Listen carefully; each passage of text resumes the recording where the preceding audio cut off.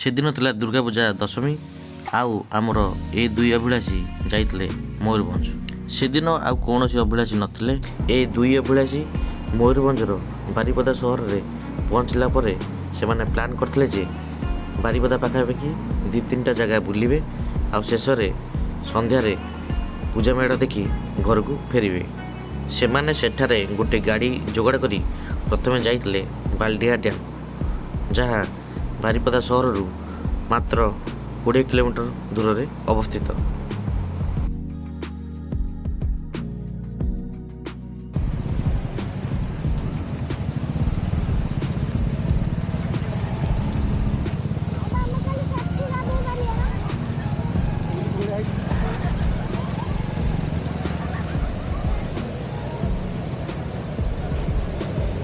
ଚାଲ ରାମ ଭାଇ, ଚାଲ ଏଇଠି କ'ଣ ଭିଡ଼ିଓ କରୁଛୁ ବା?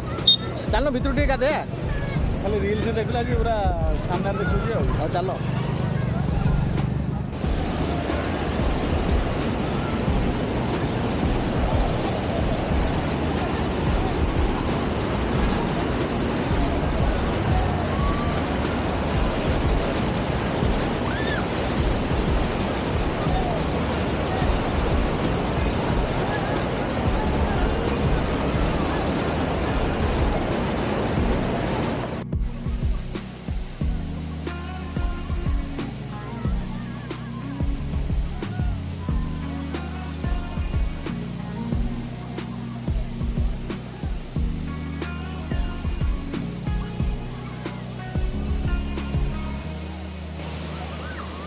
ସତରେ ଭାଇମାନେ ଏଇ ବାଲଡିହା ଡ୍ୟାମ୍ଟି ବହୁତ ସୁନ୍ଦର ହେଇଛି।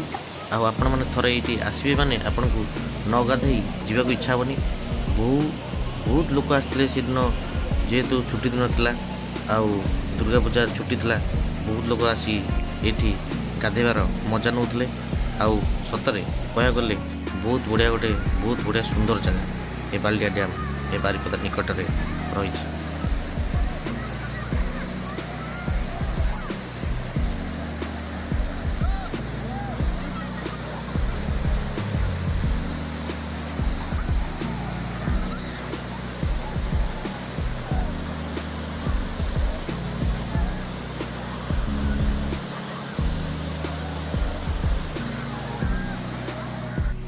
ଏ ଜାଗା ଏତେ ସୁନ୍ଦର ଥିଲା ଯେ ଅଭିଳାଷୀଙ୍କୁ ଆଉ ଏ ପାଣିରୁ ବାହାରିବାକୁ ଇଚ୍ଛା ହେଉନଥିଲା।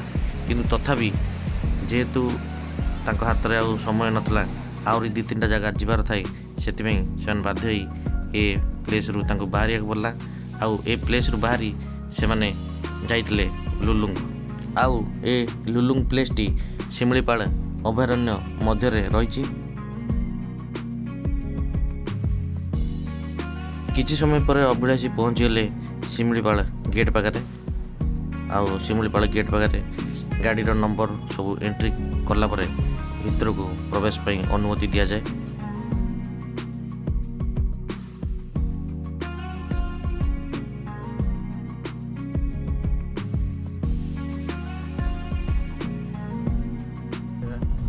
ବରେଇ ପାଣି ଆଣିଥିଲେ ନା 44 କିଲୋମିଟର ସେଇ ବାଟରେ।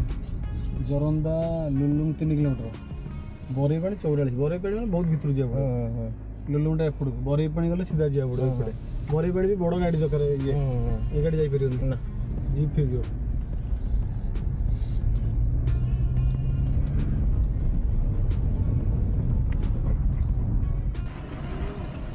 ଏଇଟା ଯଦି ପାଣି ଯାଇପାରିବ ଯିବ।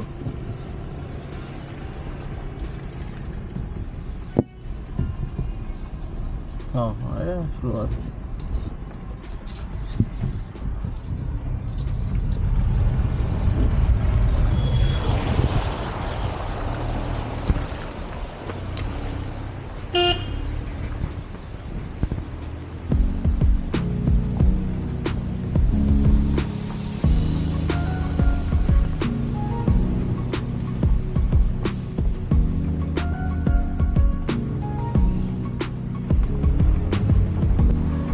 ତାପରେ ଅଭିଳାଷୀମାନେ ଏମିତି କିଛି ବାଟ ଗଲା ପରେ ପହଞ୍ଚିଥିଲେ ଲୁଲୁଙ୍ଗ ଠାରେ।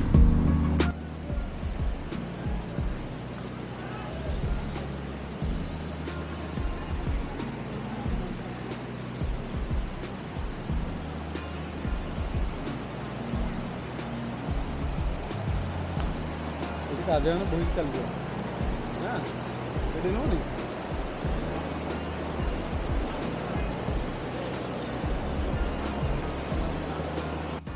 ଭାଇମାନେ ଦେଖନ୍ତୁ ଏ ଯେଉଁ ଲୁଲୁଙ୍ଗର ପାଣିଟା ବୋଧେ ସେ ପୁରା ଯେଉଁ ଦୂରରେ ପାହାଡ଼ରେ ପୁରା ଦେଖାଯାଉଛି ସେ ଯେଉଁ ଧଳା କଲର ସେଇ ୱାଟରଫଲରୁ ବୋଧେ ଆସୁଛି ଯାହା ଲାଗୁଛି।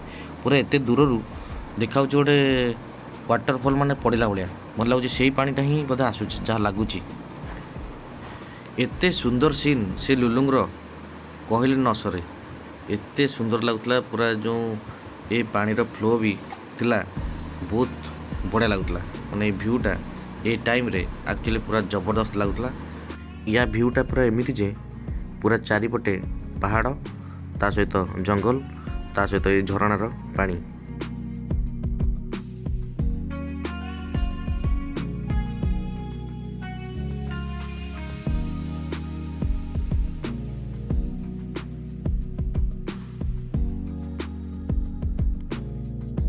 ତାପରେ ଲୁଲୁଙ୍ଗରୁ ବାହାରି ଅଭିଳାଷୀ ଗଲେ ସୀତାକୁଣ୍ଡ।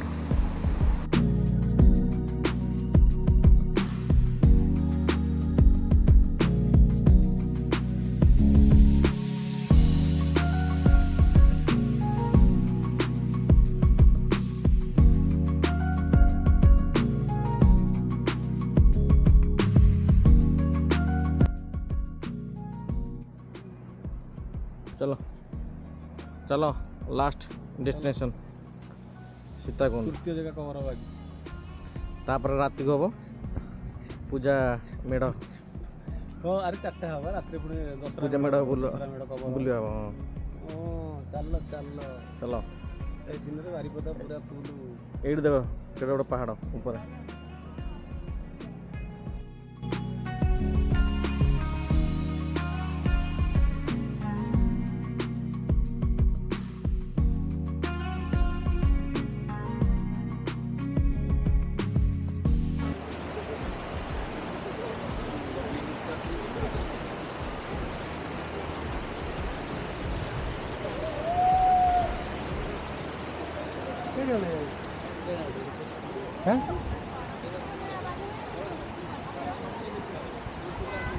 देख लो वाटरफॉल ठीक बाटे चल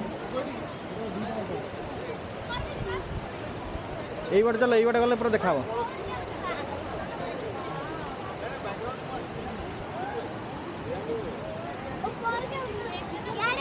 एठी भी बहुत लोकर भिड़ जेहेतु दुर्गा पूजा छुट्टी पे एठी भी बहुत लोक आछंती।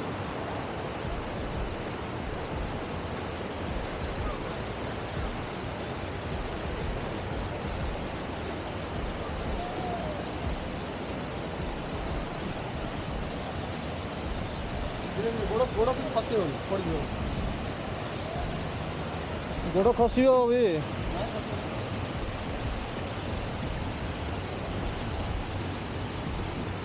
राम भाई टिके रुह।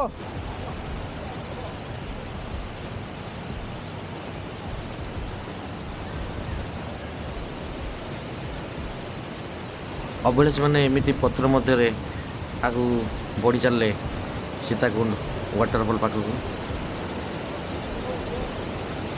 भाई मैंने देख टे ये भी केते जोरे पानी आते जोरे माने सीताकुंड वाटरफॉल रो केते जोरे से पानी रो स्पीड अच्छी टे देख जमी बाल्डिया रे जेते जोरे पानी आसला जो स्पीड आ लुलुंग रे भी जमी स्पीड रे पानी आसला आ सीताकुंड रे भी सेती स्पीड रे पानी आसुची।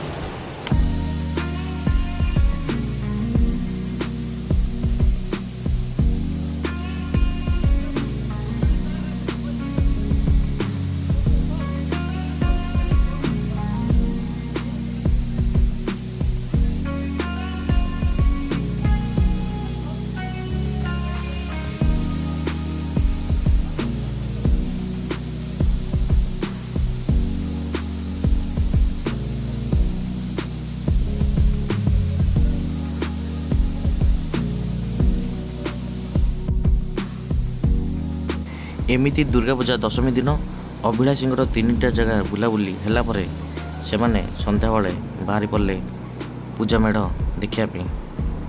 प्रथम अभिलाषी जाइए पालबन रे थिबा पूजा मेढ़ को आउ पालबन रे ପୂଜା ମେଢ଼ଟି ଖୁବ୍ ସୁନ୍ଦର ସଜା ହେଇଥିଲା। ତାର ସଜାवट ଟିକେ ଦେଖନ୍ତୁ କେତେ ସୁନ୍ଦର ଲାଗୁଛି।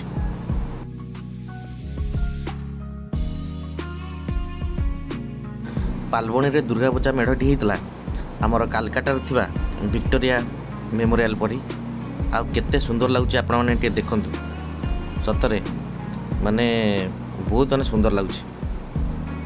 ଆଗରୁ ଆମର ଗୋଟେ ବ୍ଲଗ ଥିଲା ଦଶହରା ବ୍ଲଗ ଏ ପାଲବଣୀରେ ସେତେବେଳେ ହେଇଥିଲା କେଦାରନାଥ ମନ୍ଦିର, ଆଉ ଏବେ ହେଇଛି ଭିକ୍ଟୋରିଆ ମେମୋରିଆଲ। ସତରେ ଭାଇମାନେ ବହୁତ ବଢ଼ିଆ ହେଇଛି। ଆକ୍ଚୁଆଲି ଯିଏ ଦେଖିଛି ସିଏ ୟାର ସୁନ୍ଦରତାକୁ ଜାଣିପାରିଛି।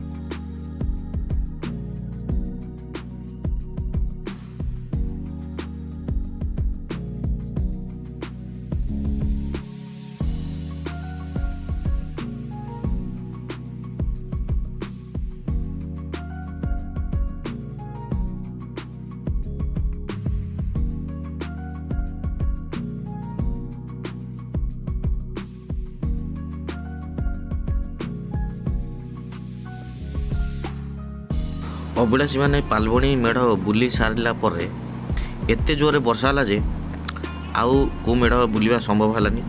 ତାପରେ ବର୍ଷା ଛାଡ଼ିଲା ପରେ ସେମାନେ ଆସିଥିଲେ ଏ ପ୍ଲେସ୍କୁ। ଆଉ ଏଇଠି ଗୋଟେ ମେଢ଼ ହେଉଥିଲା। ଏ ପ୍ଲେସ୍ଟି ବସଷ୍ଟାଣ୍ଡ ପାଖାପାଖି।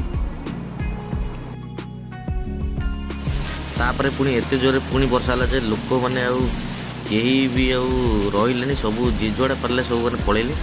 ଆଉ କେତେ ଜୋରରେ ବର୍ଷା ଟିକେ ଦେଖନ୍ତୁ। ତାପରେ ଅଭିଳାଷୀମାନେ ଆସିଥିଲେ ଏ ପ୍ଲେସ୍କୁ, ଯେଉଁଟାକି ତୁଳସୀ ଚଉରା। ଆଉ ଏଇଠି ବି ଗୋଟେ ବହୁତ ବଢ଼ିଆ ମେଢ଼ଟି ହେଇଥିଲା, ପୁରା ଅଯୋଧ୍ୟାର ସେ ରାମ ମନ୍ଦିର ପରି। ବହୁତ ସୁନ୍ଦର ଲାଗୁଛି ଏ ମେଢ଼ଟି, କିନ୍ତୁ ବର୍ଷା ପୁରା ଧୋଇଦେଲା। ଆଉ ଭାଇମାନେ ଆପଣମାନେ ତ ଦେଖିଲେ ଅଭିଳାଷୀଙ୍କର ଥିଲା ଏମିତି ଦୁର୍ଗା ପୂଜା ବୁଲାବୁଲି। ଆଉ ତାହେଲେ ଆଜି ପାଇଁ ଭିଡ଼ିଓଟି ଏତିକି। ପୁଣି ଦେଖା ହେବ ନୂଆ ଭିଡ଼ିଓ ସହିତ ନୂଆ ବ୍ଲଗରେ। ରହିଲୁ, ନମସ୍କାର, ଜୟ ଜଗନ୍ନାଥ।